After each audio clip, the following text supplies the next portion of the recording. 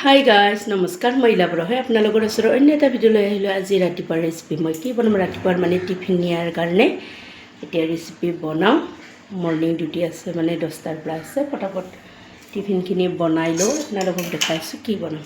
এতিয়া অলৰেডি যোৱাকালি ৰাতিও বৰষুণ দি থকাৰ কাৰণে মই ৰাতি ৰেচিপি দিয়া নাছিলোঁ, ৰঙালাও বনাই আছোঁ, পিছত দেখাই আছোঁ আপোনালোকক। এইটো চাওক মই কি বনাব লৈছোঁ এতিয়া ডিউটিৰ টিফিন লৈ যোৱাৰ কাৰণে, দুপৰীয়া খোৱাৰ কাৰণে।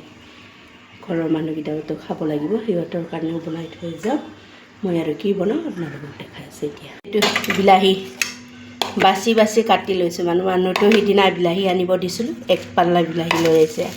এক পাল্লা আনিলে বহুত দিন যায় আমাৰ, ফ্ৰিজত ৰাখি থৈ দিওঁ, ডিপ ফ্ৰিজ কৰি কিনে মানে একমাহমান সেনেকুৱা যায়ে। বিলাহী আমাৰ বেছি চলে। এইটো অকণমান আছে আৰু মাছ, এইটো দি কচ মাছেদি বনাম পিঠাগুড়ি। আজি সিদিনা আনাই আছে।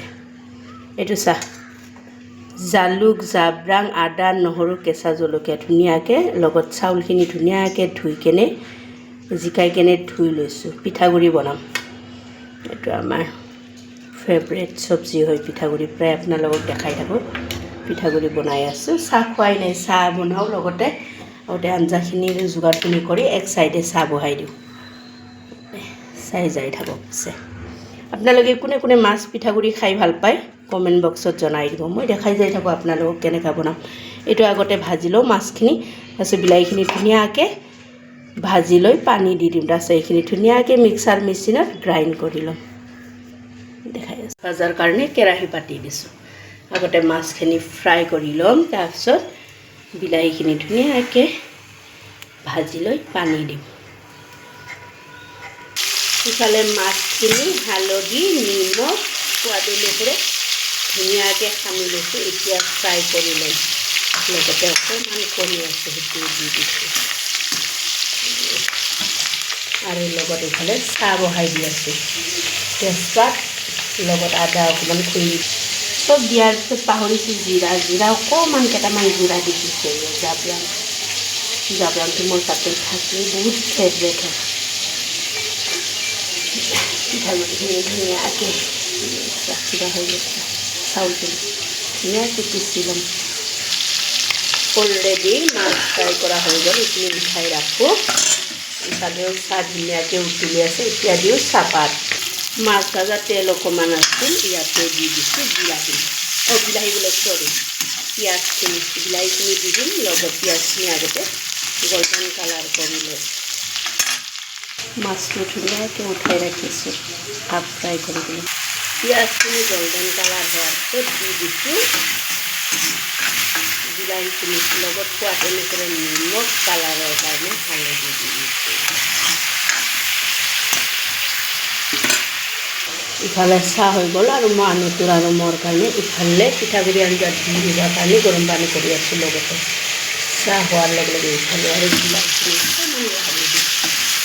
বিলাহীখিনি অলপ গলাৰ পিছত দি দিম পানীখিনি।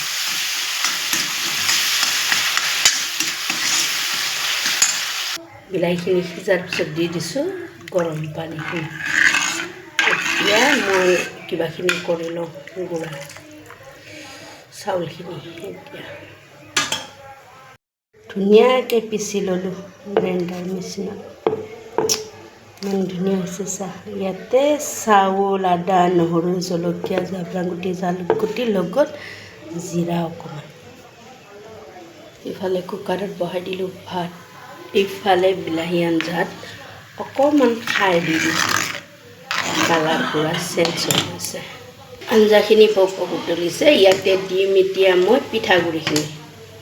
এতিয়া দি দিলোঁ পিঠাগুড়িখিনি, গোটাইখিনি ধুনীয়াকৈ দি দিলোঁ। এতিয়া দিম মাছ ফ্ৰাই কৰি ৰখাখিনি।